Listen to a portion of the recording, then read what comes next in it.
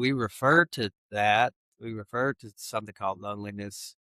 You know, the Surgeon General of the United States a few years back wrote a paper titled "Epidemic of Loneliness." Mhm. Historically, the way we've talked about it as humans is that at its core, it's related to a deep sense of separation, disconnection in our experience with all of life. So, at the core of it, what we call loneliness actually is our lack of connection to our own experience. I want to start there, right? So, the origins of it are just related to the world we're in. Uh, Everything about the world is made in a way to confuse us and to take us away from the truth and to take us away from knowing what we're feeling and how to express that in a real way. Um, so, historically, we've talked about it um, as the root being that sense of separation, like I'm in here and everything else. Um, and we also know that that's not true. It's just it's a misinterpretation of our experience, really.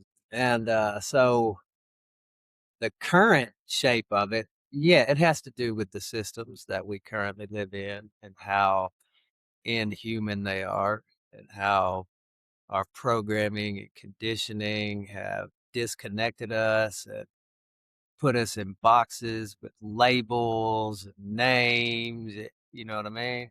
And and so then, and I want to touch in a little bit to what you're talking about because there's a place that we can get to where we don't spend any efforts trying to siphon off our life. Where I don't lose anything by having another connection with a human being that you might call shallow. I don't know what that means, to be honest with you. There's no such thing as a shallow interaction at the deepest level. But that has to do with my perception of things, where I'm at in my evolution of consciousness. And does that make sense what I'm saying? Right? Because when we have this and I know what you mean, I relate to it too. I'm not, but when we have this idea of like my tribe and I'm gonna, and I'm gonna, have like-minded things with me and you know um we're not we're not actually aware that that's related to a form of fear and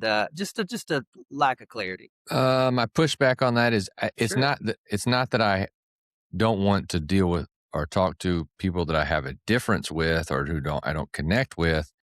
It's that because of we're at a movie or a concert or a mall or a party, fill in the blank, we're in any of these places where a true quality interaction is not possible. Well, but But that's my point. My point is you just made you're making a relative statement. Now you're describing your relationship with things, but you're not making a universal statement. So at the core of it, what you're describing, this relates to all of us. This is the deepest thing that we're all working on.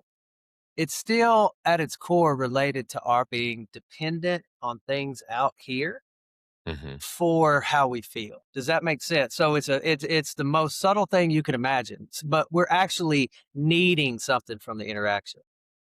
It doesn't feel like we're just giving something. We don't notice this, but it's actually based off of a habit of needing things from the environment uh, in order to maintain an equilibrium. You see what I'm saying? Nothing wrong with no judge. It's just part of what we do.